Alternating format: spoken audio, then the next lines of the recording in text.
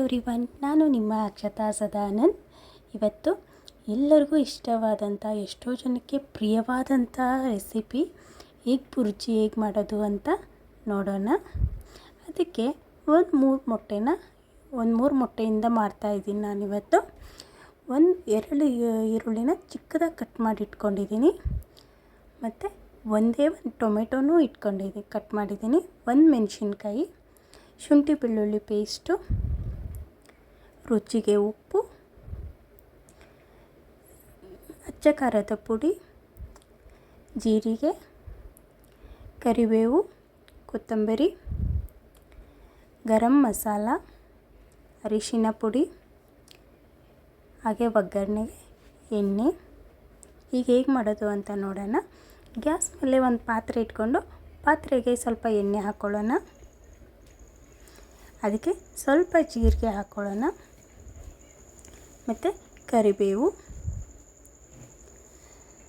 ಈಗ ಕಟ್ ಮಾಡಿಟ್ಟಿರೋವಂಥ ಈರುಳ್ಳಿನ ಹಾಕ್ಕೊತಾ ಇದ್ದೀನಿ. ಎರಡು ಈರುಳ್ಳಿ ಕಟ್ ಮಾಡಿ ಇಟ್ಕೊಂಡಿದ್ದೆ. ಇವಾಗ ಸ್ವಲ್ಪ ಹುರ್ಕೊಳ್ಳೋಣ.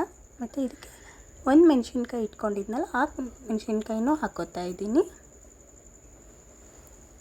ಇವಾಗ ಸ್ವಲ್ಪ ಹುರ್ಕೊಂಡು ಹೀಗೆ ಸ್ವಲ್ಪ ಶುಂಠಿ ಬೆಳ್ಳುಳ್ಳಿ ಪೇಸ್ಟು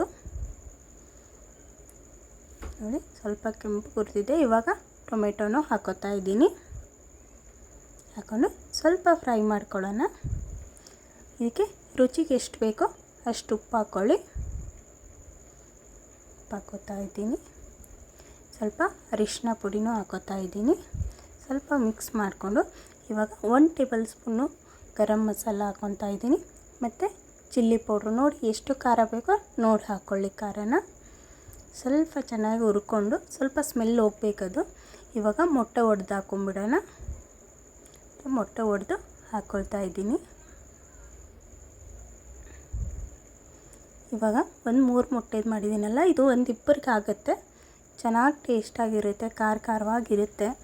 ಎಷ್ಟೋ ಜನಕ್ಕೆ ಎಗ್ ಬುರ್ಜಿ ಅಂದರೆ ಎಷ್ಟೋ ಇಷ್ಟಪಟ್ಟು ತಿಂತಿರ್ತಾರೆ. ಆ ಥರ ರೆಸಿಪಿಗೆ ಇದಕ್ಕೆ ಕೊತ್ತಂಬರಿ ಸೊಪ್ಪನ್ನು ಹಾಕ್ಕೊಳ್ಳೋಣ.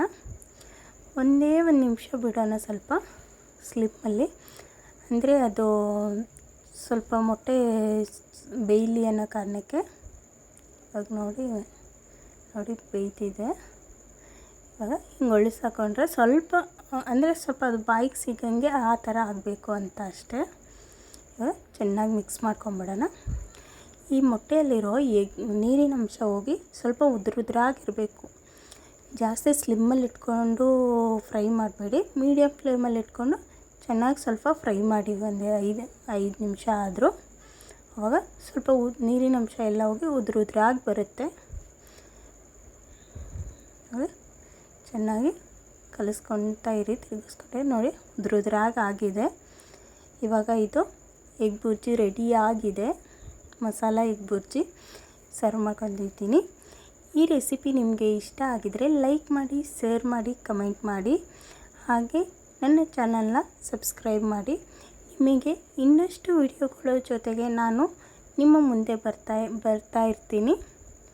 ನಿಮ್ಮ ಒಂದು ಸಪೋರ್ಟು ನನಗೆ ಇನ್ನಷ್ಟು ವಿಡಿಯೋಗಳನ್ನ ಮಾಡೋಕ್ಕೆ ಪ್ರೇರೇಪಣೆಯೂ ಆಗುತ್ತೆ. ಪ್ಲೀಸ್ ನನ್ನ ಚಾನಲ್ನ ಸಬ್ಸ್ಕ್ರೈಬ್ ಮಾಡಿ.